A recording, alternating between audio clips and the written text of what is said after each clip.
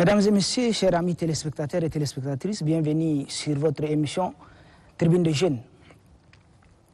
La jeunesse est le fer de lance du développement d'un pays, dit-on. Elle est ce que le sang est pour le corps humain, selon ces mêmes maximes. Quelle est la place des jeunes dans le Tchad de demain? Mesdames et messieurs, c'est le thème de ce numéro spécial de votre émission, qui d'ailleurs change de format juste pour ce numéro. Ce numéro spécial est consacré à l'an 1 du dialogue national inclusif d'ENIS. Et pour débattre de ce thème, nous avons avec nous sur ce plateau M. Adam Bodo Abakar, secrétaire chargé de l'éducation, formation et emploi du Conseil national de la jeunesse du Tchad. Bienvenue à vous. Merci. Avec nous également M. Hara Fikaoussou Jean-Claude, coordinateur national de la coordination de veille et de la réconciliation de la jeunesse du Tchad. Bienvenue. Bonsoir, monsieur. Et M. Mbaye Désiré, président de l'association des jeunes Arc-en-Ciel pour la stabilité sociale en Afrique. Bienvenue également à vous, monsieur. Merci. Monsieur Hara, quelles sont les résolutions et recommandations prises au profit de la jeunesse au niveau du dialogue national inclusif?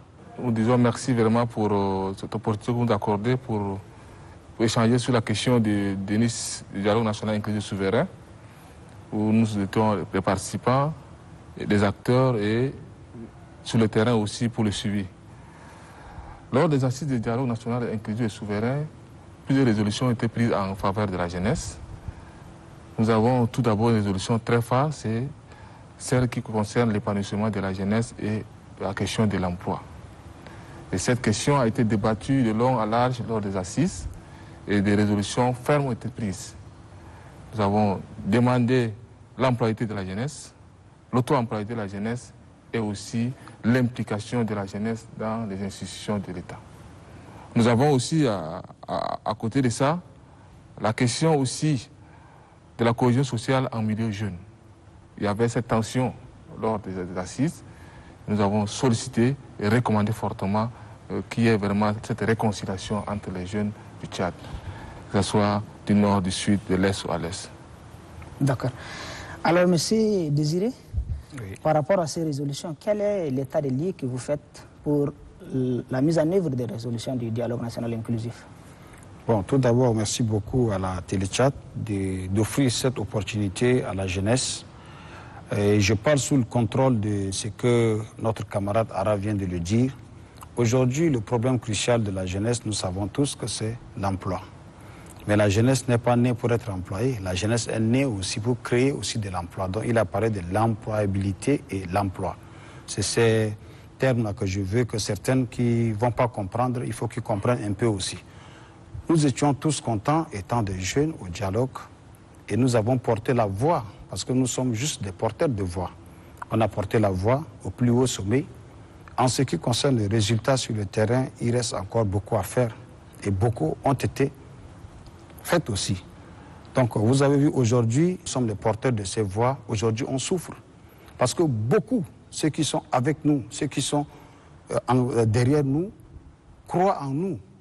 Mais il faut que ces changements les retrouvent aussi à ce niveau. Aujourd'hui, en tant que leader, on est allé au dialogue, on a fait des propositions, mais vers la fin, ça devient des charges sur nous, les porteurs de ces voix. Parce qu'il n'y a pas vraiment de l'impact le plus possible. Aujourd'hui, le chômage est devenu aigu. Aujourd'hui, la précarité a gagné le milieu jeune. Et quand quelqu'un qui a faim est un danger pour la nation.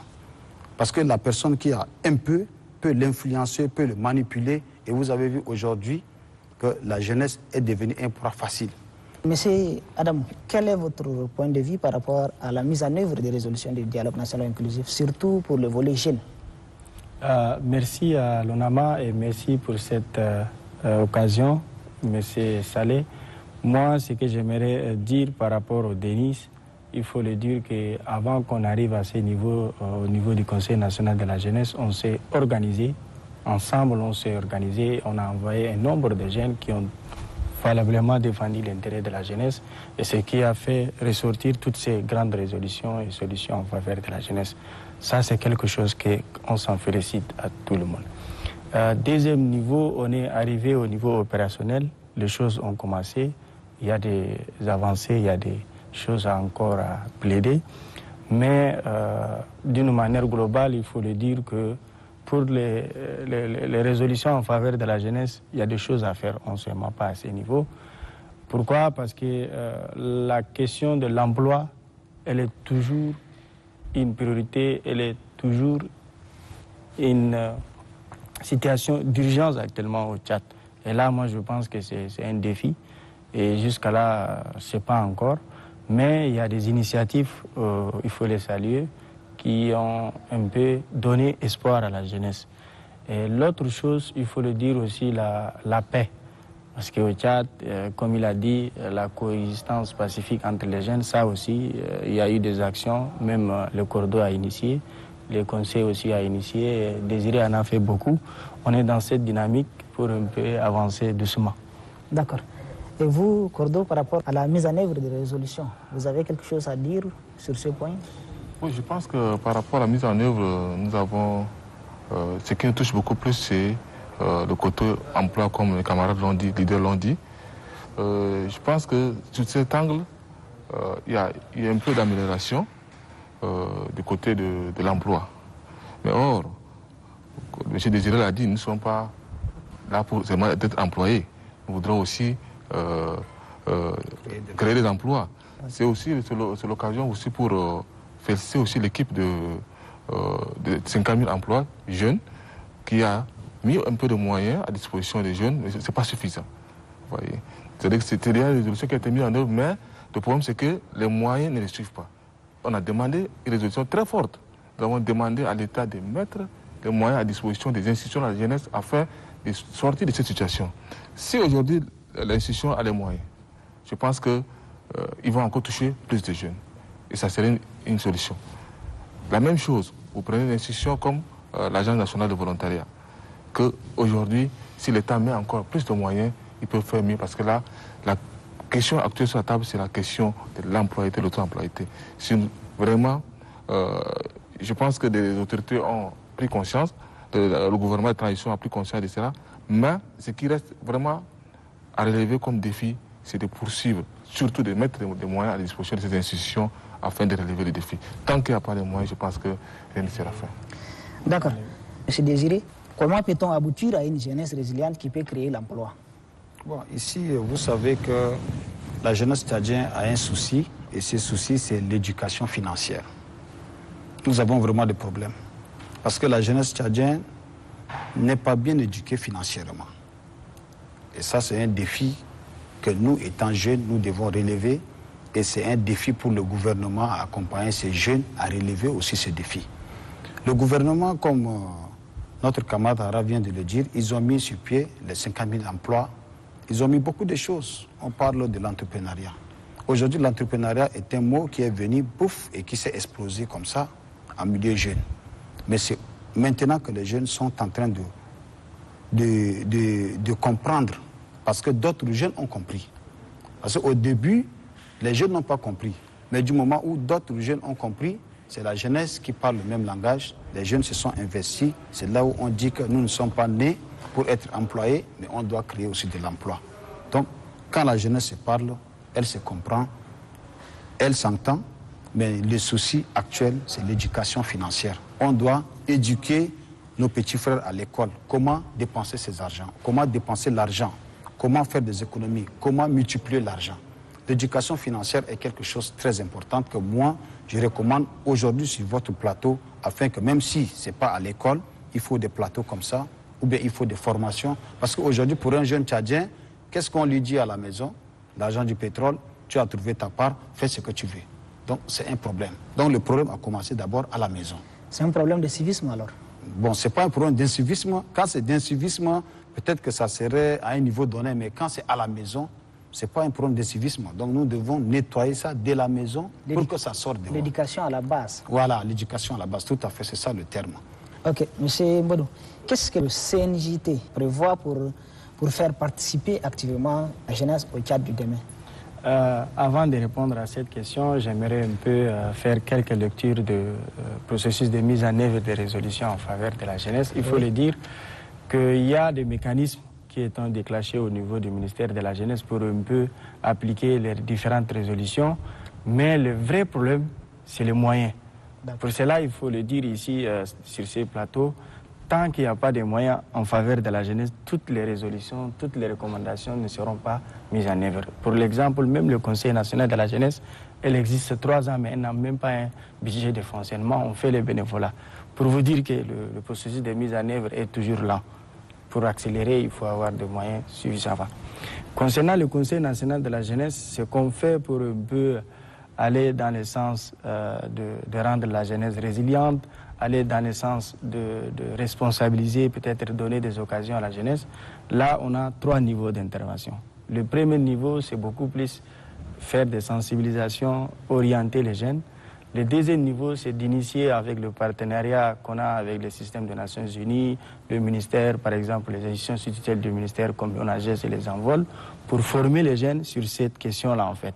L'entrepreneuriat, l'auto-emploi, c'est quoi l'entrepreneuriat numérique, des choses comme ça. Et le dernier niveau, c'est quelque chose qui est fort au niveau du CNJT, c'est le plaidoyer. On vient au niveau des décideurs, on leur dit clairement, sur cette question, la jeunesse veut ça.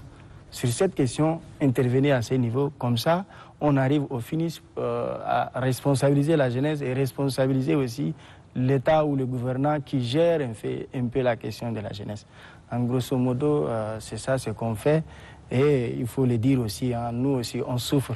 Parce que tantôt les désirés, ils viennent, ils disent que non, vous ne bougez pas, mais on bouge avec le peu. On a vraiment besoin de moyens. On a vraiment besoin aussi de travailler ensemble. D'accord. Ouais. Monsieur le coordinateur Khara, qu'est-ce qu'on peut concrètement comprendre par rapport au volontariat? Oui, en ce qui concerne l'Agence nationale de volontariat, là, il faut d'abord revenir en arrière parce que là, comme nous l'avons sollicité au DENIS, nous avons demandé l'implication de la jeunesse dans les fonctions nominatives, chose que le gouvernement l'a fait. Aujourd'hui, à la tête de cette institution... C'est un point positif alors. Très positif. À la tête de cette institution, ce sont des jeunes. Oui. Des jeunes à la tête de cette institution, à la personne du directeur général, Ismaël Mouassali, aussi son adjoint, toute l'équipe est jeune. Et vous avez vu en un rien de temps, en 5 mois de travail, le fourrier est là. C'est-à-dire 1100 jeunes déployés sur le terrain. Oui, alors rapidement, que faut-on concrètement? Ces 1000 jeunes-là, qu'est-ce qu'ils font sur le terrain? Ces 1100 jeunes, c'est-à-dire que c'est le pré-emploi. Nous avons compris que le problème crucial, c'est que les gens n'ont pas cette possibilité de s'exprimer ou bien de pouvoir être compétitifs sur le marché. Donc il est question maintenant de préparer ces jeunes-là sur le marché d'emploi. C'est-à-dire qu'on leur donne cette possibilité en les envoyant en entreprise 12 mois et l'envol supporte leur forfait. Entre-temps, ils apprennent déjà le métier. Ils apprennent, mais ils se perfectionnent. Et après, ils deviennent un peu compétitifs. Et là, l'employeur est prêt à les embaucher. C'est un peu ce système. Maintenant, de 1000 jeunes, je pense que nous allons passer d'ici octobre à un recrutement de 10 000 jeunes. Avec les partenaires PNUD. C'est-à-dire qu'il faut, comme disait le camarade Désiré, il faut vraiment occuper la jeunesse.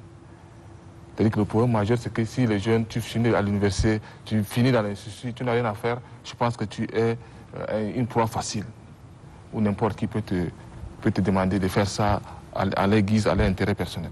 Donc je pense que cet aspect de volontariat, si l'État met les moyens, dans ça encore, je pense que comme on a dit, le problème c'est les moyens. Si on met encore les moyens, on peut encore faire plus. Et imaginez un instant où nous arrivons au modèle comme le Nigeria à 25 000 volontaires, 25 000, 50 000 volontaires.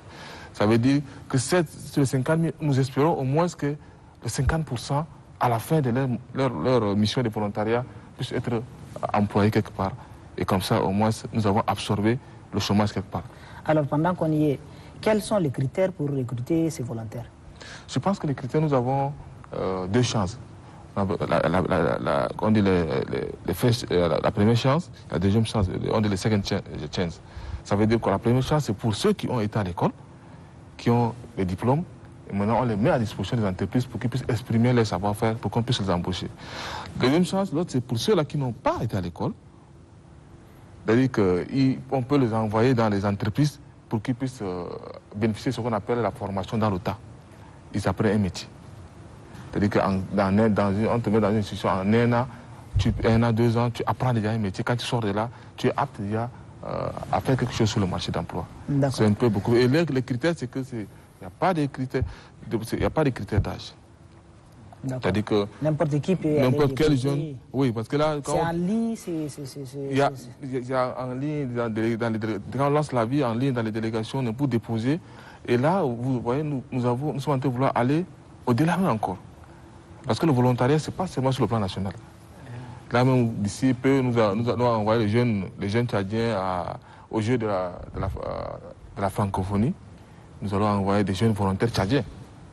Parce qu'aujourd'hui, cette jeunesse a la possibilité de se déplacer, que ce soit aux États-Unis, que ce soit en Angleterre, que ce soit en Afrique du Sud, que ce soit en Chine, en France, en Russie. Cette jeunesse a cette possibilité de se déplacer pour un peu copier. Personnellement, moi-même, en tant que Mbara Madi Désiré, quand j'étais au niveau de Agadir, au niveau de Maroc, j'ai demandé comment vous avez fait votre ville à ce niveau. J'ai demandé comment vous fabriquez les sardines.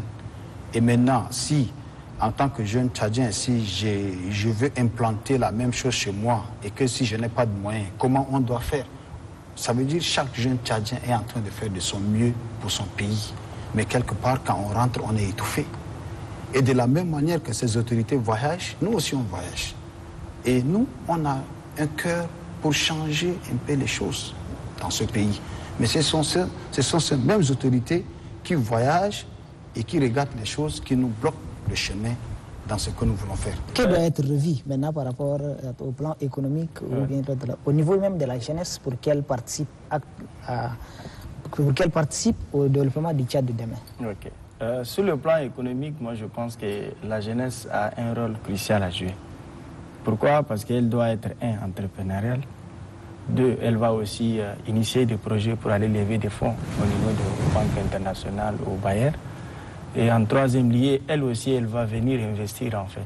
Moi, je pense qu'on a des jeunes qui ont des projets, qui ont cette capacité de financer des projets étatiques.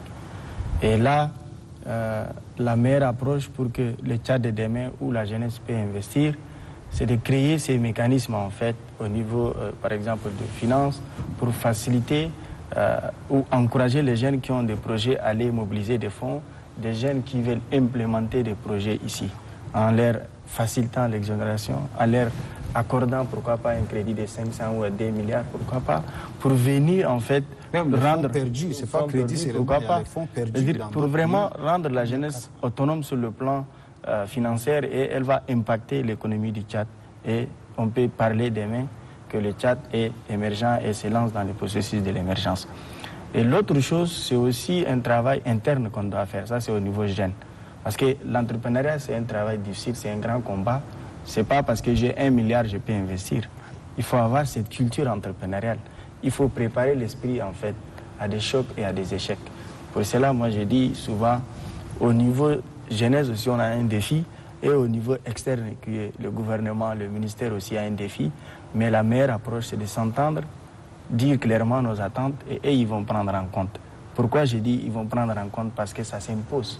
On est arrivé à un moment où c'est soit avec la jeunesse, soit sans la jeunesse. La volonté politique y est, mais on veut des moyens conséquents pour toucher la jeunesse, pour encourager la jeunesse à entreprendre. Et au finish, peut-être 10 ans, on va dire que M. Désiré, il a quitté la politique, il est venu un grand investisseur au Tchad. Bon, motion, juste pour le compléter, parce que ça risque de partir. Oui.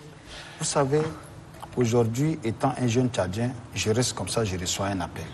D'autres jeunes, d'autres pays, je ne peux pas citer le pays, qui me dit que, mais Désiré, comment va le Tchad? Je dis oui, ça va le Tchad. Il me dit, mais nous avons besoin de vos moutons. Comment on peut faire? Je dis, vous avez besoin de nos moutons? Chez vous, il n'y a pas de moutons? Il dit, non, les moutons du Tchad, c'est des moutons qui sont la taille, qui sont gros, il y a la viande, tout ça. Nous avons vraiment besoin de vos moutons.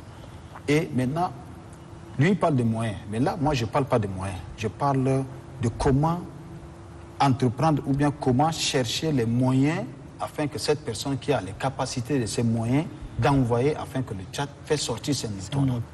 Donc, il y a des soucis à ce niveau. On a vraiment des soucis concernant même l'administration. Au lieu qu'on t'aide plutôt à faire entrer cet argent au Tchad, on cherche à comprendre avec qui tu peux faire des choses. Il y a la méfiance, il y a la crise de confiance. Vous, par exemple, au niveau du volontariat, qu'est-ce que vous avez comme retour par rapport à ce que vous avez déjà envoyé sur le terrain pour faire le volontariat, pour apprendre par exemple le métier que vous dites? Nous déployons les jeunes, c'est beaucoup plus dans les structures privées et publiques. C'est-à-dire quand nous les envoyons en mission de volontariat, c'est pour qu'ils puissent vraiment donner leur part de partition et qu'ils puissent aussi développer leur talent et en retour, ils puissent être employés au sein de l'entreprise. D'accord, très rapidement, Oui. on n'a pas beaucoup de temps. Et sur le plan politique maintenant, quel rôle la jeunesse doit jouer pour participer au développement du pays, par exemple? Je pense que nous avons émis beaucoup de propositions lors des assises du dialogue où je pense que c'est seulement la jeunesse qui a pu proposer un modèle et que je ne sais pas si le gouvernement a pris en charge. C'est-à-dire que nous avons proposé un modèle économique. D'accord. Un modèle économique basé sur la récession et sur l'expansion. Nous avons dit ceci, que nous sommes un pays où nous vivons que du pétrole. Or, nous avons assez de recettes qui peuvent parvenir d'ailleurs. Même le pétrole, prenons souvent le pétrole. Quand on élaborait le budget de l'État, le pétrole était à $100. Maintenant, au premier trimestre déjà, le prix du pétrole grimpe à 150. C'est un exemple que je donne. Ça veut dire quoi? Ça veut dire que les $50 dessus sont considérés maintenant comme des bonus dans le système actuel. Monsieur Désiré. Oui. Bon, sur le plan politique, je pense que nous, la jeunesse ne peut pas être une jeunesse va en guerre, d'abord. Et si cette jeunesse devient une jeunesse va en guerre, c'est que quelque part, les gens ont failli aussi à leurs responsabilités. Ça, c'est les deux choses. Je ne prends pas parti, mais je fais passer ça. Maintenant, mon message sur le plan politique, il faut qu'on soit une jeunesse qui est éveillée. Aujourd'hui, les gens disent que pourquoi Amat Haroun Lari a démissionné de son poste, beaucoup ont donné des raisons, tout cela, ça fait partie de nos qualités et de nos défauts. Mais derrière ça, les aînés nous ont montré le chemin que nous ne devons pas laisser les trucs facilement comme ça. Donc, normalement, quelque part, quand nous avons des chocs ou bien quand nous avons des personnes qui peuvent aussi être des obstacles en face de nous, essayons de faire face à ces personnes-là. Et si ça ne marche pas d'abord, nous sortons clairement pour dire que voilà, nous avons essayé et que ça n'a pas marché. Donc nous voulons que ça soit une jeunesse qui est persévérante, une jeunesse qui percute quand il y a un obstacle. Il faut percuter. D'accord. Pour que ça sorte. Ok. Pour moi, sous l'angle politique, je dirais d'une manière un peu objective que j'invite la jeunesse à se lancer dans le processus politique et en créant même un parti politique. Si on a des partis politiques, des dizaines de partis politiques gérés par les jeunes, ça va influencer la prise de décision au niveau politique. Ça, c'est la première approche. La deuxième approche, c'est beaucoup plus au niveau même de différents partis politiques. Il faut que les jeunes s'engagent. Si dans les différents partis politiques, on a des jeunes, le nombre de jeunes augmente, cela veut dire que ça devient un poids pour la jeunesse à défendre leur place sur le plan économique, sur le plan décisionnel, sur le plan organisationnel, à tous les niveaux. Les Tchad de demain, ça va revenir à leur niveau.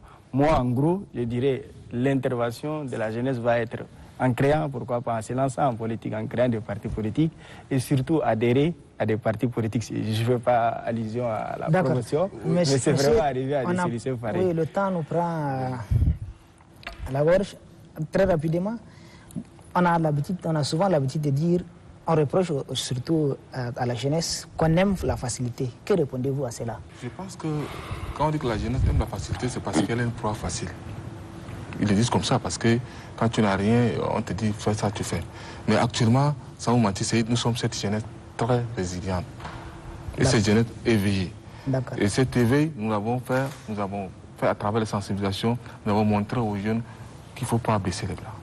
Il faut se battre, il faut compter sur personne parce que nous sommes nos propres rêves. Nous devons nous lever comme un seul homme et dire non d'abord à notre situation actuelle. Parce qu'un jeune qui n'arrive pas à produire quelque chose, vraiment c'est un danger pour la société. Oui, monsieur Mbodou, vous, votre coup de cœur par exemple, quel appel avez-vous à faire à la jeunesse? Un appel un peu global et objectif, je dirais, que la jeunesse, je les invite à être unis, parce que dans l'union, on doit être fort et on peut réclamer. En deuxième lieu, d'être conscient, parce que la prise de conscience est quelque chose qui est important. Et en troisième lieu, j'invite aussi la jeunesse à être résiliente. Parce que le terrain qu'on est là en tant que société civile est différent du terrain politique. Pour cela, j'invite à cette capacité de maturité et de résilience pour un peu booster l'épanouissement du Tchad et surtout l'atteinte de nos différentes visions. Oui, M. Désiré, très rapidement. Ok. Bon, moi, en tant que journaliste, moi, je vous demande que si vous écoutez un aîné qui dit que la jeunesse aime la facilité, c'est cette personne qui a créé la facilité pour la jeunesse. D'accord. C'est cette personne-là qui a créé la facilité pour la jeunesse et qui se reconnaît dans cette facilité qui dit que la jeunesse aime la facilité. La jeunesse d'aujourd'hui est en train de jouer à ses prolongations. Mesdames et messieurs, c'est tout pour ce numéro spécial consacré à l'an 1 du DENIS. Nous avons reçu pour ce débat M. Adam Bodo Abakar, secrétaire chargé de l'éducation, formation et emploi du Conseil national de la jeunesse du Tchad, CNJT. Merci d'avoir accepté notre invitation. Merci une fois de plus. On est disponible à servir la jeunesse et répondre aussi à de différentes questions. D'accord. Nous avons reçu également M. Harafi Kaoussou Jean-Claude, coordinateur national de la coordination de veille et de la réconciliation du Tchad, de la jeunesse du Tchad, autant pour moi. Merci à vous également. Oui, c'est nous qui vous remercions pour l'opportunité que vous nous accordez à communiquer avec la jeunesse. Et merci à vous, M. Mbaye Madi Désiré, président de l'association des jeunes Arc-en-Ciel pour la stabilité sociale en Afrique, Adjassa. Merci à l'ONAMA, merci à vous étant jeune. Merci à vous également de nous avoir suivis. Une très bonne suite des programmes sur Téléchat.